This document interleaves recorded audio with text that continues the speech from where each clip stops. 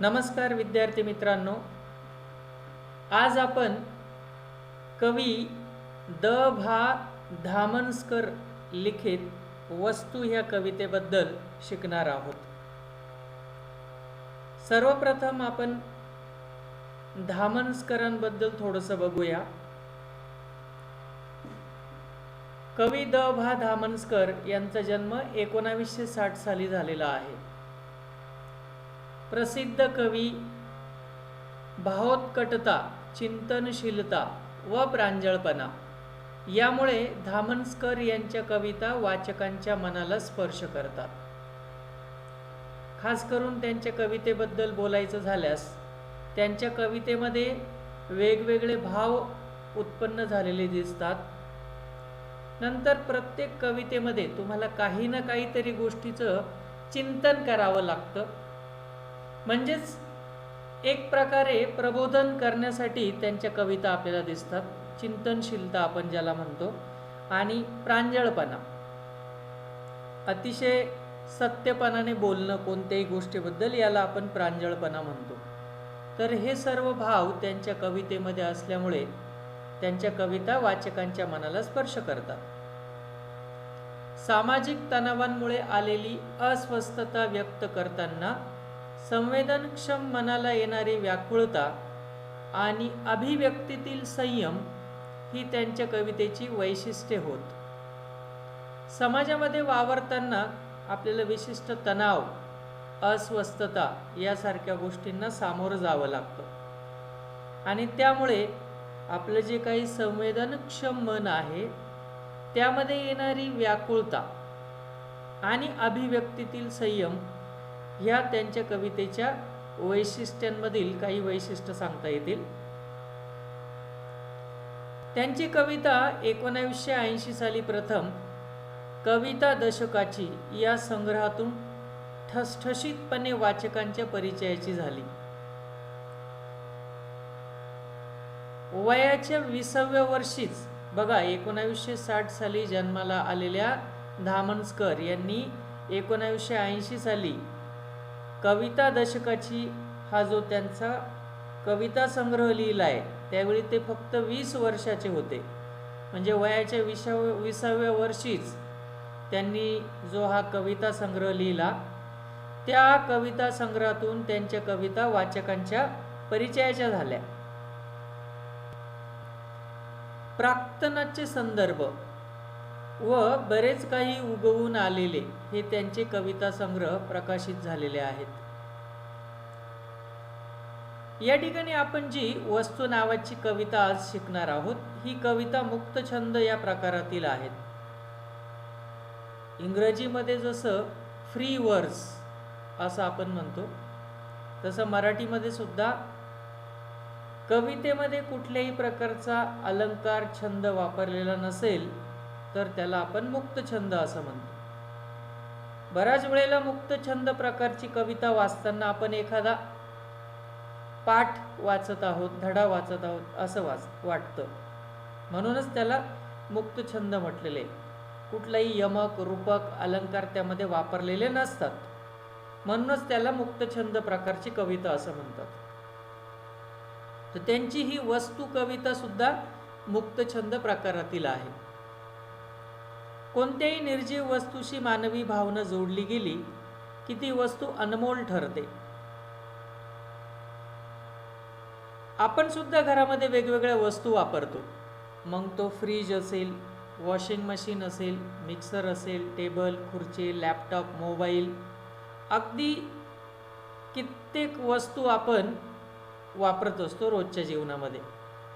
परंतु ह्या वस्तू निर्जीव जरी असल्या तरी मानवी भावना त्यांच्याशी जोडल्या गेलेल्या असतात, आणि जेव्हा वस्तूशी मानवी भावना जोडल्या की ती वस्तू आपल्यासाठी अनमोल ठरते। अनमोल म्हणजे जिचं कधीही मोल करता येणार नाही अशी वस्तू माणसाला दीर्घकाळ साथ देतात।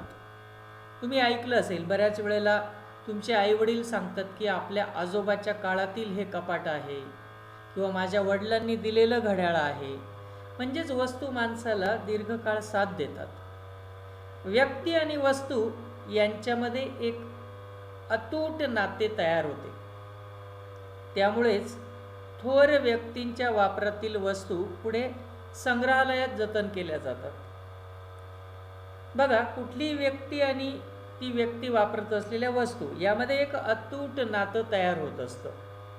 आणि ह्याच कारणामुळे प्रत्यक्षात थोर व्यक्ती ज्या वस्तू वापरतात पुढे त्या संग्रहालयात जतन केल्या जातात, जेणेकरून त्या वस्तूंच्या आठवणीवरून ती व्यक्ती आपल्याला आठवते.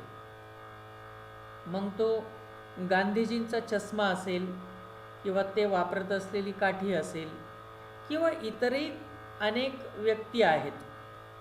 तेंडुलकरने वापरलेली बॅट असेल, किंवा कुठल्याही एखाद्या हिरोईनने एखाद्या चित्रपटामध्ये घातलेला ड्रेस असेल, वस्तू असेल, तर पुढे त्या वस्तू एखाद्या संग्रहालयामध्ये जतन केल्या जातात.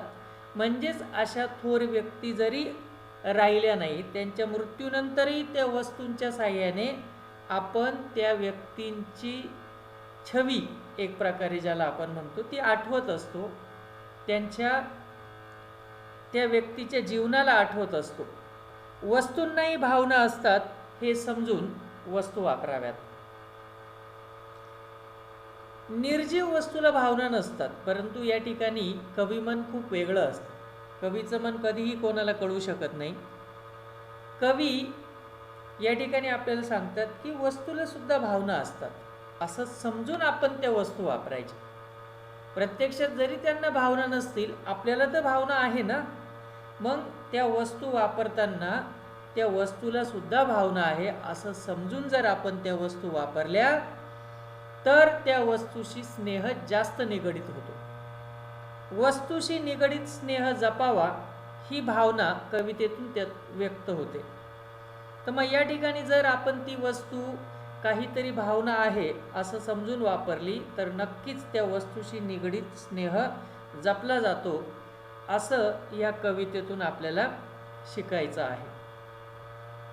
तर बघूया, द भा धामणकर यांनी लिहिलेली सुंदर ही कविता वस्तू. काय म्हणायचं आहे कवीला त्यांच्या कवितेतून, आणि कशा प्रकारे वस्तूच्या भावना जपून वस्तू वापरल्या तर वस्तूशी स्नेह जास्त निगडित होतो, असं कवीला या कवितेमधून सांगायचं आहे. तर बघा, सुरुवात करूया कवितेला. वस्तूंना जीव नसेलही कदाचित, पण जीव नसल्यासारखे वागवू नये त्यांना. वस्तूंना मनही नसेल कदाचित, पण ते असल्यासारखे वागलो तर वस्तू प्रचंड सुखावतात. बघा, पहिल्याच पॅरेग्राफमध्ये किंवा पहिल्याच स्टांजामध्ये कवी आपल्याला सांगतात की वस्तूंना जीव नसेलही कदाचित, म्हणजेच आपल्यासारखा त्यांच्यामध्ये प्राण नसेल, जीव नसेल, परंतु जीव नसल्यासारखं त्यांना कधीही वागवू नये.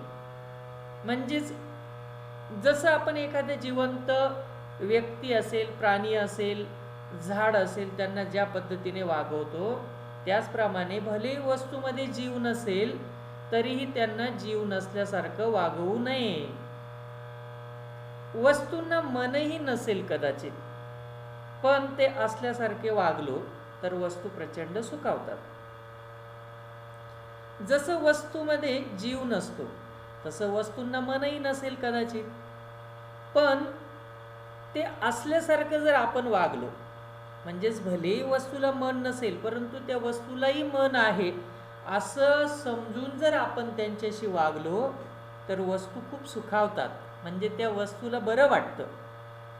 उदाहरणार्थ, तुम्ही ज्या लॅपटॉपवर गेम खेळतात, ज्या मोबाईलवर गेम खेळतात, त्यालाही मन आहे, त्यालाही जीव आहे असं समजून जर त्याला वागवलं तर नक्कीच तो सुखावेल.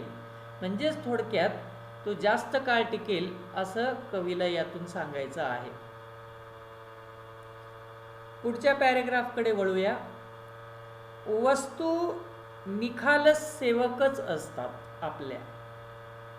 निखालस या शब्दाचा अर्थ काय होतो की त्यांना आपल्याकडनं दुसरं काही अपेक्षित नाहीये, अगदी निर्विकसपणे त्या आपली सेवा करतात.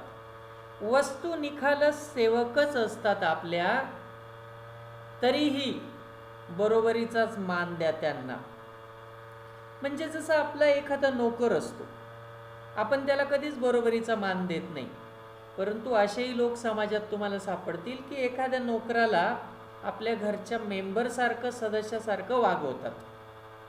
मग वस्तू भलेही आपली सेवक असतील, परंतु त्या जर आपण त्यांना आपल्या बरोबरीचाच मान दिला तर नक्कीच त्यांना जास्त चांगलं वाटेल.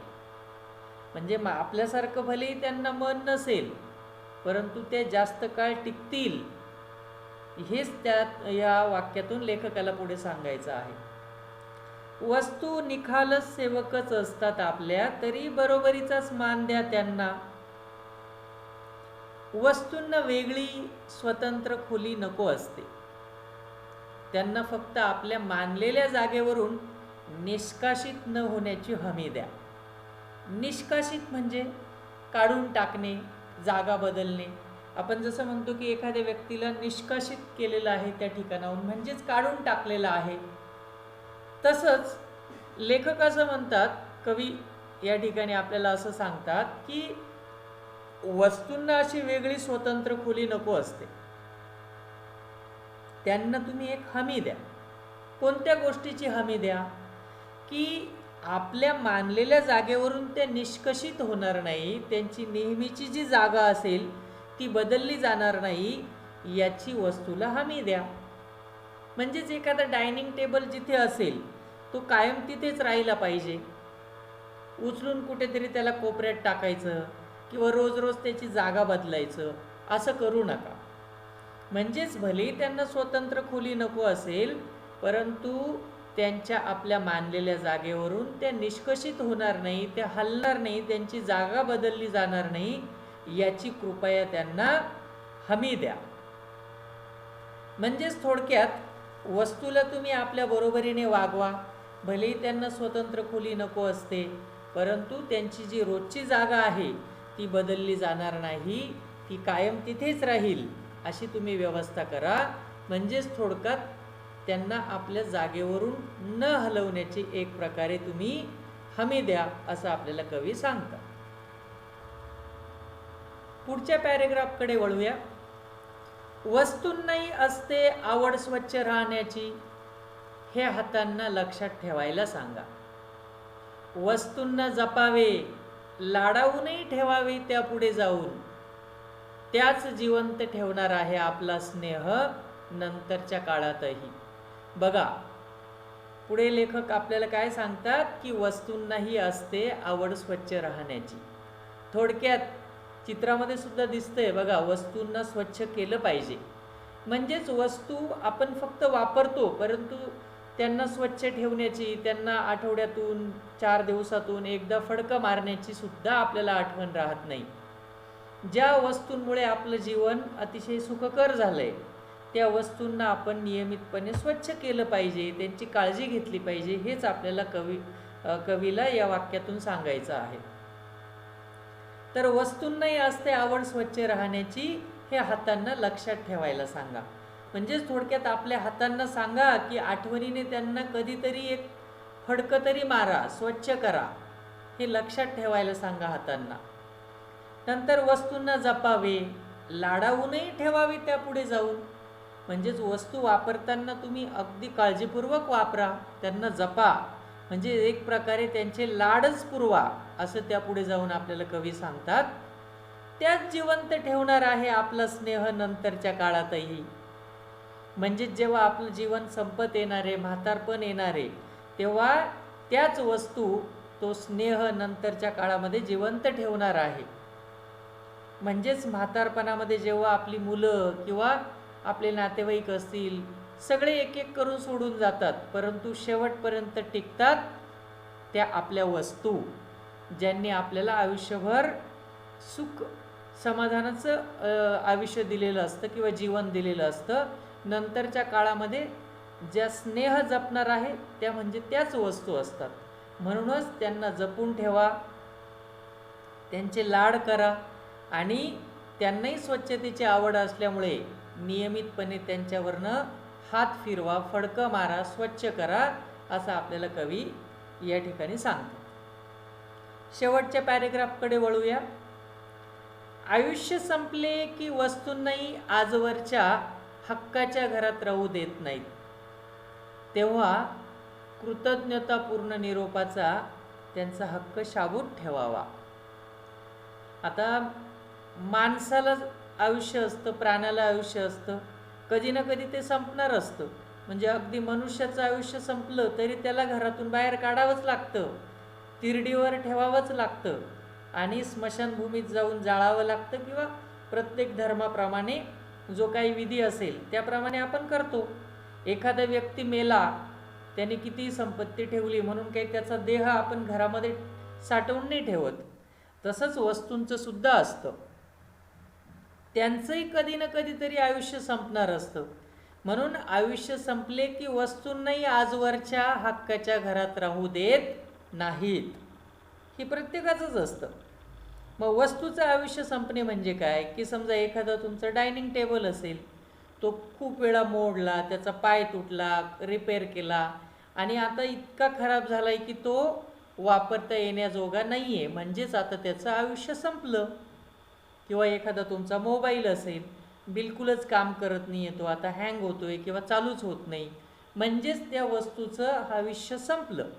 अशा वेळेला त्याच्या आजवरच्या आत्तापर्यंत तो ज्या घरात राहत होता त्या हक्काच्या घरामध्ये त्याला राहू देणार नाही आहे. परंतु जेव्हा त्याला तुम्ही बाहेर फेकणार आहात तेव्हा कृतज्ञतापूर्ण निरोपाचा त्याचा हक्क तुम्ही शाबूत ठेवला पाहिजे. म्हणजेच कृतज्ञता व्यक्त करणे म्हणजेच की त्याचे आभार मानणे, की इतक्या दिवस बाबा तू मला साथ दिली, आता संपलंय, तुझं आयुष्य संपलंय, यापुढे ह्या घरामध्ये तुला राहण्याचा अधिकार नाही, आम्ही तुला बाहेर टाकणार आहोत, फेकणार आहोत, भंगारवाल्याला देणार आहोत, रिसायकल करणार आहोत, जे काही करणार आहोत, परंतु त्याला शेवटचा निरोप देताना त्याची कृतज्ञता व्यक्त करण्याचा कमीत कमी त्याचा हक्क आपण शाबूत ठेवला पाहिजे. म्हणजेच थोडक्यात एखाद्या वस्तूचं आयुष्य संपलं म्हणजे ती वस्तू खराब झाली, तिला आता घराच्या बाहेर टाकायचं आहे, फेकायचं आहे, तेव्हा आपण त्या वस्तूची कृतज्ञता व्यक्त केली पाहिजे. तुझ्यामुळे आजवरचं जीवन माझं सुखकर झालं, आता तुझं आयुष्य संपलंय, तू चालत नाही आहे, यापुढे तुझा मला उपयोग नाही आहे, परंतु आत्तापर्यंत तू मला जी साथ दिली त्याबद्दल मी खरोखर तुझा आभारी आहे, असं आपण म्हटलं पाहिजे. म्हणजेच कृतज्ञता व्यक्त केली पाहिजे आणि मगच तिला निरोप दिला पाहिजे, असं शेवटी जाताना कवी आपल्याला सांगतात. तर भरून आलेले आकाश या कविता संग्रहातून घेतलेला ही एक कविता होती वस्तू नावाची.